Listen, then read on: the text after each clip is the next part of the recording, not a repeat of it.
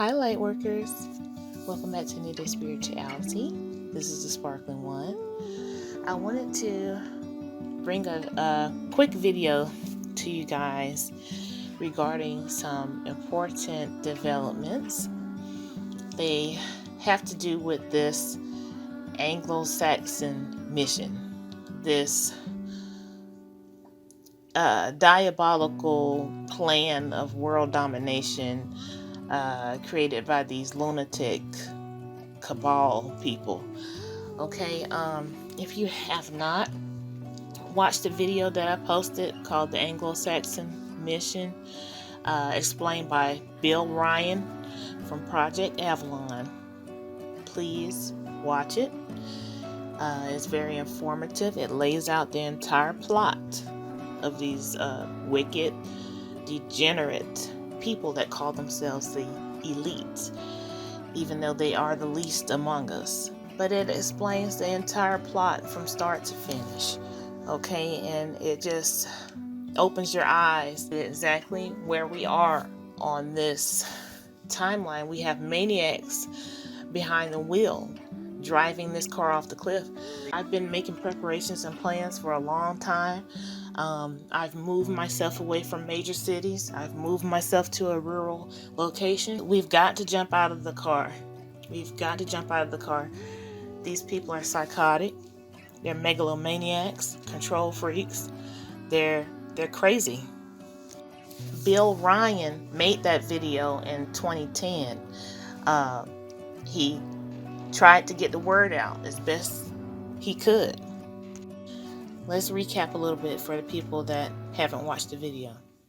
It starts with Israel attacking Iran. It's that the public is being prepared for a justification for this kind of thing. Iran is being set up as being the bad guys that deserve something to happen to them, and so on and so forth. That's going to be the start of what is like the opening gambit in a big chess game.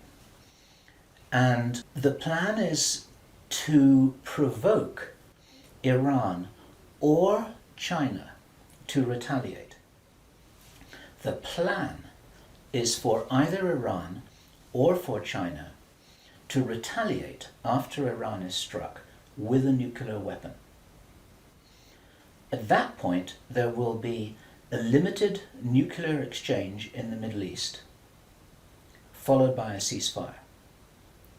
He heard this being planned in this meeting. This is being choreographed. It's like the script for a movie. This is exactly what's intended to happen. And during this time, the other thing that's being set up for this, in many of the Western countries, for there to be heavy controls over populations, martial law, increased powers on security forces who are not just the army or the police, to give them the ability to arrest people, the ability to detain, the ability to handle riots in streets. And here we're talking about just regular people working in private security, people who give the parking tickets on the streets. Do me a favor and stop scrolling for 1 second. Over 2 months ago, I posted about a court case that was happening in New York. A case relating to absolute tyranny for our medical freedom. Let me show you a little clip. Isolation or quarantine order at whim. It didn't have to be a state of emergency. That quarantine order or that isolation order would determine how long you were in lockup or lockdown. They could have locked you up in your home, or they could have removed you from your home with the force of police as clearly delineated in 2.13. With the force of police, they could have removed you from your home and put you into a detention center, a facility, whatever you'd like to call it, whatever noun you choose, it gets you to the same place. It's not your home and you don't get to pick where you go. They could have locked you up there for however long they wanted. No restrictions. Days, weeks, months. There was no age restriction. So they could have done this to you, but they also could have done this to your child or your grandchild or your elderly parent. The provision said that they could tell you what you could and couldn't do while you were in lockup or lockdown. They could use the police in order to make sure you were abiding by their isolation or quarantine order. And if you disobeyed, you would be subject to either civil penalties, which could be up to $2,000 per day, And each day that you disobeyed their order was a new violation.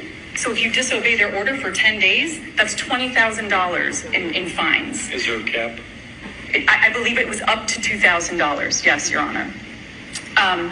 And so there was the civil aspect, and then there was also the fact that they could use criminal penalties against you if you disobeyed one of their isolation or quarantine orders. And when we were at the trial court last year doing oral arguments, the trial court judge specifically asked, if you issue me an isolation or a quarantine order and I disobey, I don't want to go, can you get the police to come and arrest me and take me to a facility somewhere? And the Attorney General's response was a resounding yes. We'll buckle up, New York, because that just passed. And yes, it took nearly 2 months, but it did. And it passed very silently. As you can see, there's been no media about this. And as you can see by this comment, it's just a matter of time before it passes in other states. So the censorship has gotten extremely intense on this platform as of late. But if you could do me a favor and engage with this post, comment, share, save, whatever, I'd really appreciate that. We all need to know about this right now.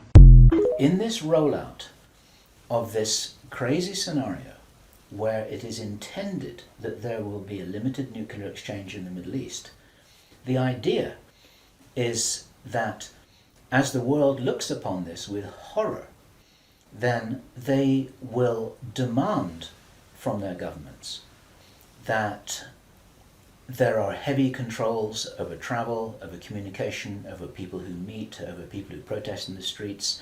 They want to make sure that they don't have crazy bombers on aeroplanes, crazy bombers in the shopping malls. They want to make sure, and because people will be driven into fear by this, they'll request and demand and insist on heavy controls from their governments, which will be justified. And this is where you're going to kind of get the martial law situation in all the Western countries. During the time of this ceasefire, everyone's shocked, everyone's frightened, everyone's really terrified about where this is going to go. There are all kinds of heavy controls over populations everywhere. And then the next thing that happens in this chess game that's being played is that biological weapons are released on China. You heard this being discussed in this meeting. They will release a flu-like virus that will be genetically targeted against the Chinese population. It's racially targeted against the Chinese people.